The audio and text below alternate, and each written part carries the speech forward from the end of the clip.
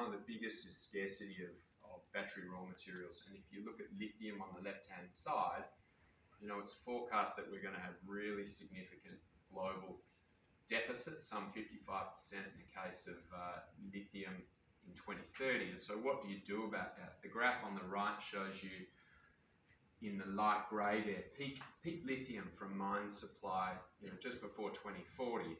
And that begs the question, where does the rest come from? And consensus says that the vast majority is going to come from recycling sources post 2040. So this is a really exciting space to be in.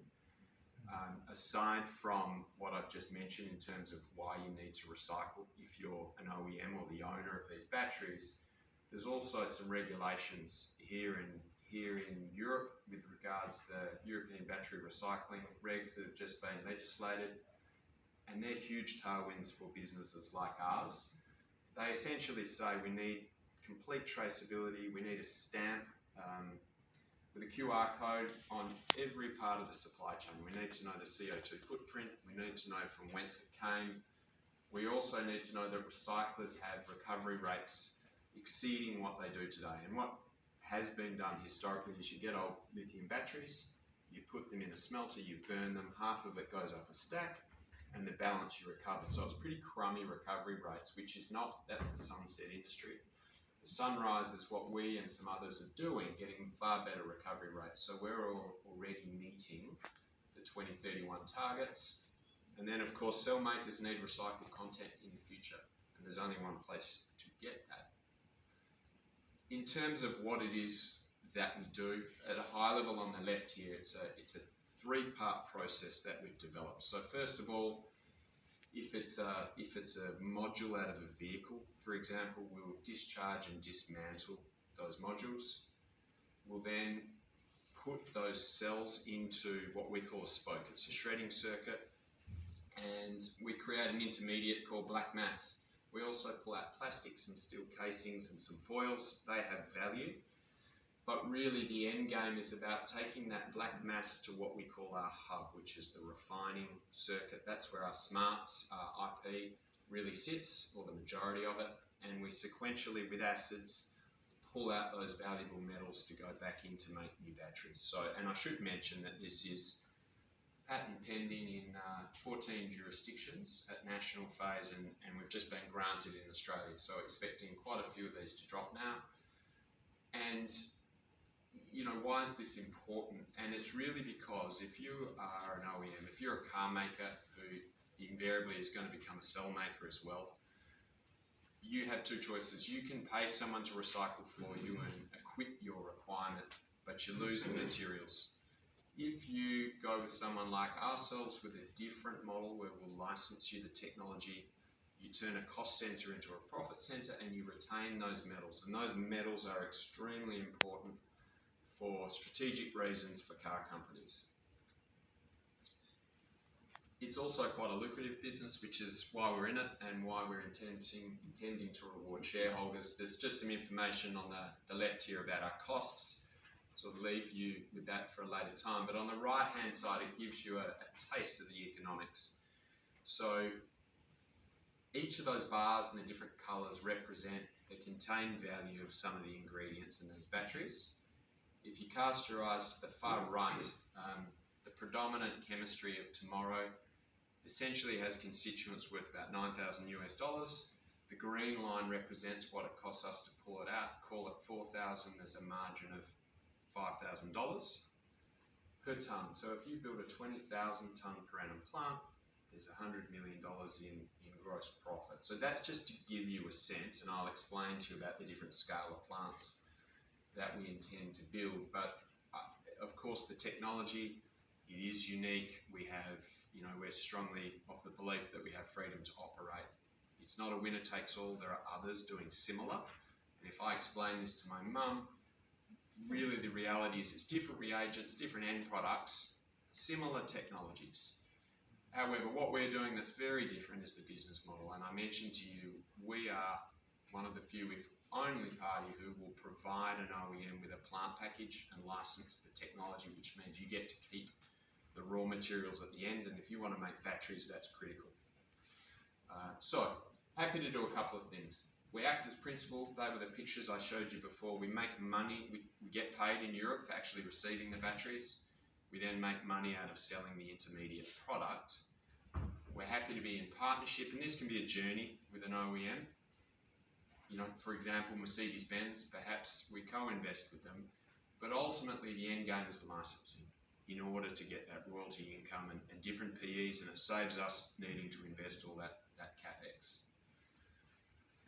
You know, how do we differ from the peer group? I avoid saying competitors, and the reason being is most of the other groups who we haven't named but tried to give an indication, they're merchant recyclers, so they need to source the feedstocks, and we saw that as a challenge, and that's the battleground. What we want to do is work closely with a partner who already has the feedstock and get it over the fence, because transporting batteries is a dangerous business, frankly, and logistically it's tough with regulation. So that is what's unique, but there are others, and there will be a really vibrant industry with a few consolidated groups doing similar to what we do. Probably a good junction to talk about our partner, the pictures you've seen, but Primobius came along. They are a 150-year-old plant builder. They were chasing exposure to battery recycling. They have a footprint globally with circa 14,000 staff, and what we brought was the technology. They had the plant building expertise, but moreover, they're headquartered in Germany. They're very reputable. They have a really extraordinary reach, and that helps us not just with German auto, but elsewhere. And together, that gives us scale to go target what is going to be a huge market, huge total addressable market. This image here from McKinsey showing you by 2040, available cells for recycling is some 20 million tonnes. And to put that in perspective, the study that we've done is on 20,000 tonnes. And we plan to build many, but it's a drop in the ocean in terms of the size of this market. So why 20,000 tonnes? The image on the right just shows you, that was the scrap from a typical gigafactory. That's how we saw ourselves entering the market, but in reality, we're now studying doing plants 10 times that size.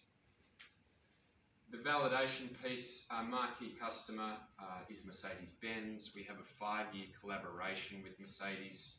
So this is important for a couple of reasons. I mean, not only just a great brand to be associated with, but we're in the tent with them on new chemistries, how they're going to make batteries, how to dismantle, how to discharge. So it's a tremendous opportunity.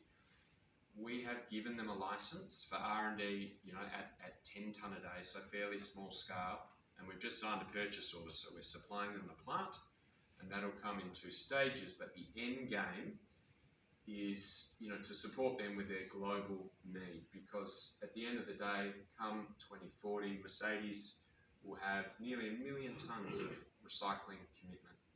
So, that's a big prize. We need to do a good job with Mercedes, but super exciting. We only just signed the PO for the spoke component I showed you in the image. So that's the smashing plant, and then the hub comes, touch wood, imminently to follow.